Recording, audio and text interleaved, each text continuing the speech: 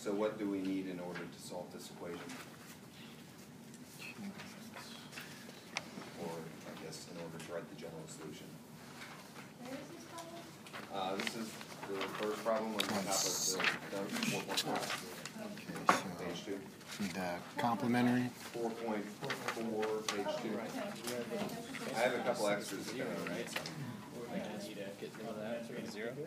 Yeah, you need the complementary function, which is the solution to the associated homogeneous equation. Right. And then you need one particular solution. Right, so it will be important to find the complementary function first, so let's do that. Okay. So in order to solve this, we set it equal to 0. Right? Come on, here's Josh. What is the trial solution that we use? Okay. And then you can feel free to just write the auxiliary equation. Yep. So m squared minus 3m plus 2. Alright, so this factors. Okay, so n equals 1 or 2, so that means that yc is what? C1. C1. E to the negative x. E no, to you the- already. E to the 1x, right? E to the x. Plus Yeah. C2, E to the 2x, yeah. Alright, solve. Okay, so then, to find yp, we're basically guessing. And then, so you might have seen the table in the book, on page 143, and I've copied the table into the notes. If you see this type of function, then you make this guess with a particular solution. Have you seen that in the textbook? I wouldn't attempt to memorize that table. Basically, the way that you make the guess is you look at the function that's on the right-hand side and then ask how many different functions do you run into with repeated differentiation. You know what I mean by that? So the function itself, cosine, right? Okay, yes. Take a derivative, Sine. sine, take a derivative, Negative cosine. but you can ignore the negative, so it goes basically something cosine, sine, and so on, right?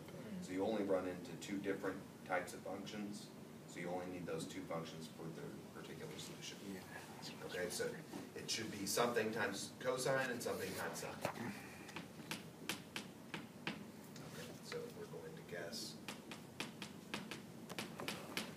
the particular solutions of the form some number times cosine x plus some number times sine x. Okay, and what do we do with this? Now we take the derivative. You know, take a few derivatives, substitute it into the equation, and then we'll need a system of two equations to find these coefficients.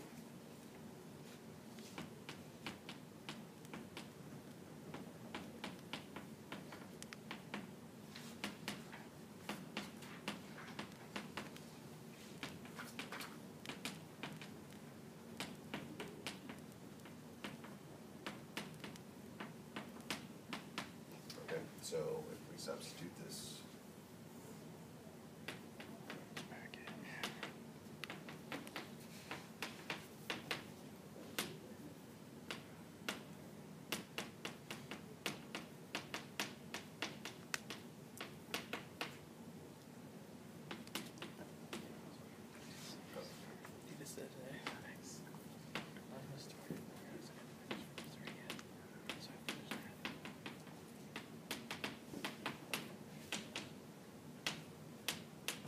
okay, so here's second derivative, first derivative, and then yp.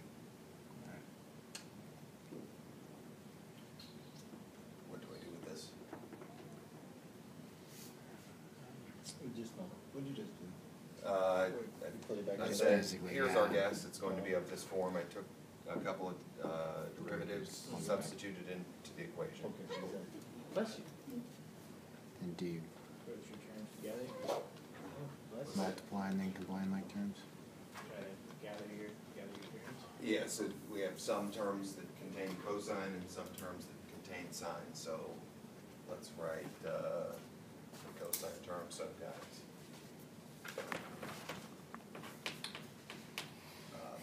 A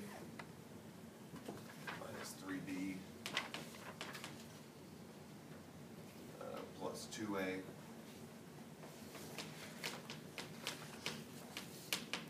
times cosine X, and then the sine term is minus B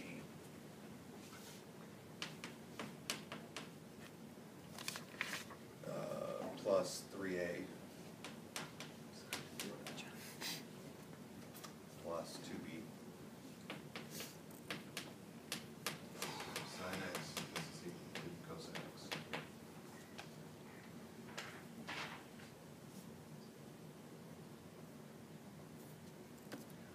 Now what?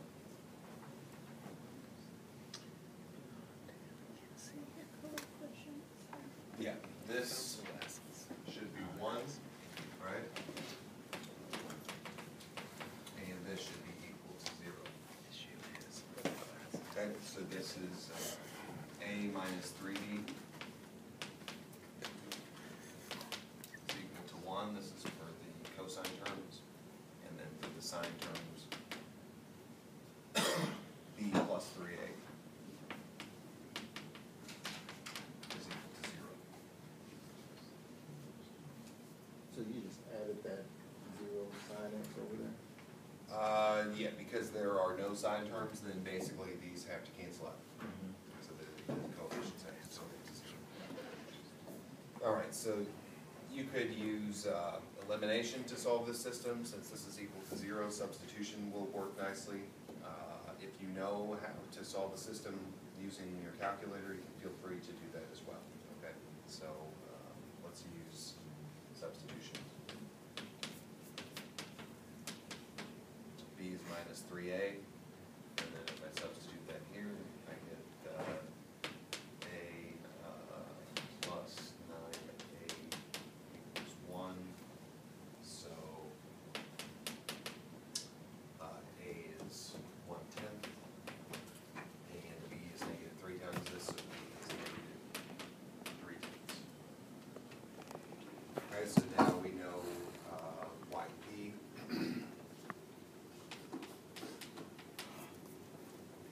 So, YP is 1/10 cosine X minus 3/10 sine X. Okay, so this is enough to write the general solution.